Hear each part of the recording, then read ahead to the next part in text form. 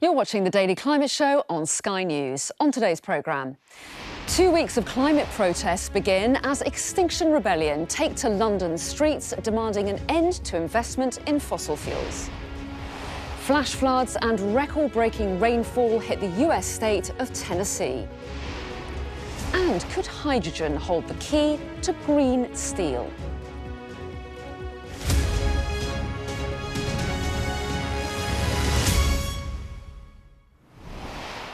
Hello and welcome to the UK's only daily climate news show. Extinction Rebellion have kicked off 2 weeks of protests by using a giant pink table to block roads around Leicester Square in central London. The environmental campaign groups say the disruption will continue until the government agrees to stop all new fossil fuel investment immediately. Well, Sky's Ashna Hurinag is at the protests and has the latest. Well, this marks the first day of 2 weeks of action that we're walking through at the moment. A crowd of, I'd say, about 1,000 or so, moving from Trafalgar Square, going up towards those big institutions up in the city. One of those that's joined us on this march today is Sophie. Sophie, thanks so much for talking to me. Talk to me about why you're here, the importance of taking action today. I'm here because I want to listen and respect the planet. I believe that we need to cut down on fossil fuel usage and stop extracting fossil fuels. But I'm also here as a mum, and I'm here for the future of my kids, and I'm here for the future of everybody's children. We all have a right to be here, and we need to believe that trees have a right to be here, that the bees have a right to be here, and we need to protect everybody. We need to tell stories about the future, and those stories have got to be hopeful, and at the moment they're not. They're absolutely depressing, and as a storyteller myself, I'm here because I feel that I need to shout to people that there is a possibility, there is a future, there's an imaginative, a collective imagination right here on the streets of London today, and it's going to carry on for the next 2 weeks. Why is it important to you that the fossil fuel investment from some of these big companies stops now? Why is that the immediate action that's being called for? I think it's essential because it's so short-sighted. It's a small-term gain for a long-term pain, and that's a real problem for the future of our planet. Sophie, thank you very much. Well, the march is likely will continue throughout the day. There is no such plan as such of where those protesters will end up. But we do know that they will be occupying some of those big spaces in London, but particularly those financial institutions, the BPs, the Shells of this world.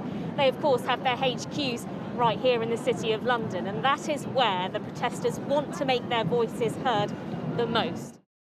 And you can read more about the Extinction Rebellion protests, the controversy surrounding them, and what the government is doing to reduce investment in fossil fuels on our website, skynews.com/climate. Parts of Tennessee have been devastated by flooding after record-breaking levels of rainfall hit the US state. More than 20 people have died and numerous homes were swept away after flash floods this weekend. Well, the area was hit by lines of storms for hours, resulting in a record amount of moisture, a scenario scientists have warned may become more frequent due to global warming. Well, up to 17 inches of rain fell in less than 24 hours, shattering the state's record for one-day rainfall by more than 3 inches, according to the National Weather Service.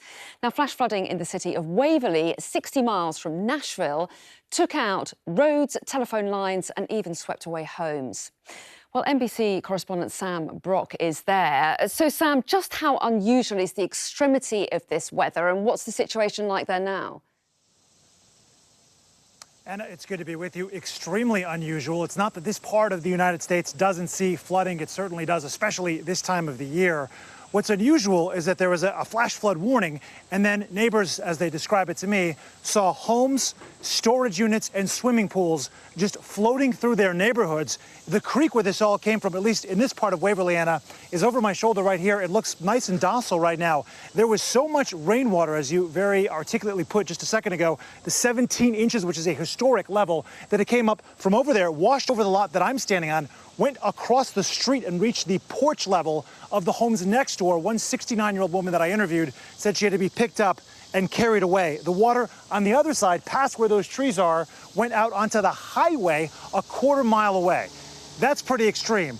We say that it moved homes. Over here, this is the foundation of what once was a home there. That home is actually, if you look up, right over my shoulder, twirled around 360 degrees, and now sitting on the bank of a river. Next to that, there's a series of homes all juxtaposed together. One of them, Anna, came from across the street. So you talk about the historic precedence of this kind of thing. Back in 2010, there were bad floods here in this part of Middle Tennessee. But from what I'm told here, the neighbors say they said it was a 1,000-year plan then. We're 10 years removed, and now we're seeing something that is even worse. Is that due to global warming? Is it the amount of moisture that is in the atmosphere right now? Hard to say, but we are seeing more events in the United States and certainly across the globe. Germany comes to mind, where there are flood events that are breaching levels that had not previously been thought possible. But that's what's happening right now. Anna? Sam, thank you. Well, the floods in Tennessee aren't the only extreme weather events in the United States at the moment.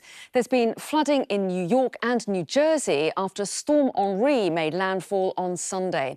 Over 140,000 homes lost power, and deluges of rain closed bridges, swamped roads, and left some people stranded in their vehicles.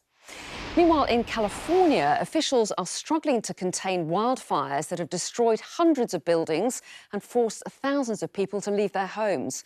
More than a dozen large wildfires have burned roughly 2,300 square miles of grass, brush and forest lands that are exceptionally dry due to years of drought. Well, all this comes as Kamala Harris is in Singapore. The US Vice President is visiting the region to discuss issues including climate change. The two countries are launching the US-Singapore Climate Partnership to develop new environmental standards and collaborate on projects to expand clean energy infrastructure development and improve sustainability. Steel is a crucial part of infrastructure, building and development around the world, but producing it has a huge climate impact. Well, now a way of making the construction material without using coal is being developed, which could be crucial to reducing emissions in the future. Here's why the solution is needed.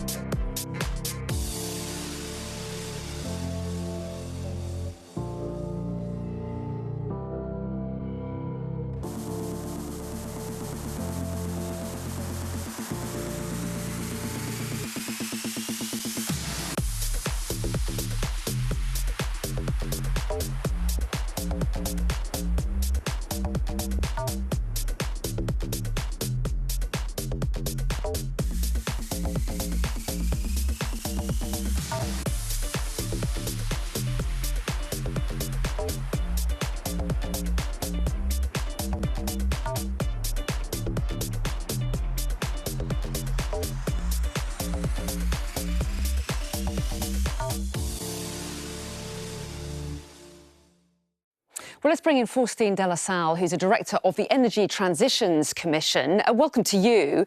So just how green is the green steel that's being trialled at the moment? And is it all purely down to how the steel plants are powered? It is not only how the steel plant are powered, it's the whole production process from the mine to the final step of refining the steel that are important to decarbonize. And so the technology that has been tested by SSAB now at an initial scale is very exciting because it decarbonizes the whole process. And how close are we to getting green steel to market then?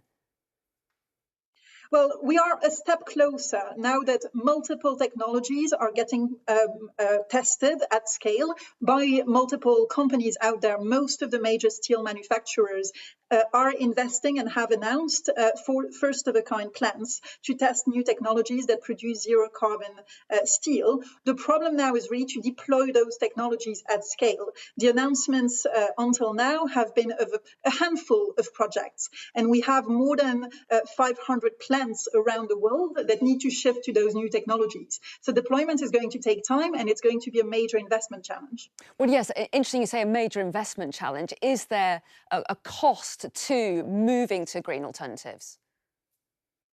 There is today the green steel that is produced by an SSAB or by other producers is at least 50% more expensive than the high carbon steel at this point in time.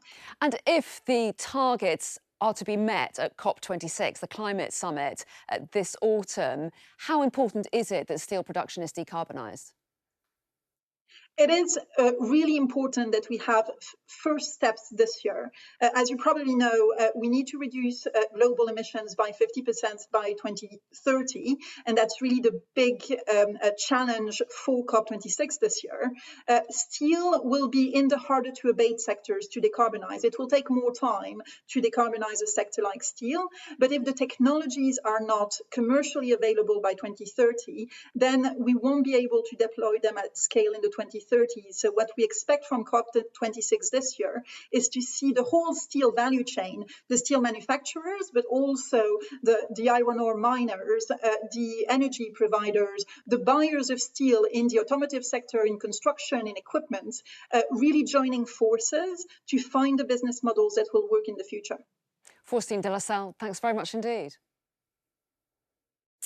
Now, in the latest of our series of climate diaries, we're meeting Alex Stewart, who co-founded an eco-conscious luggage brand aiming to reduce the amount of single-use plastic in airports and make travel items more sustainable.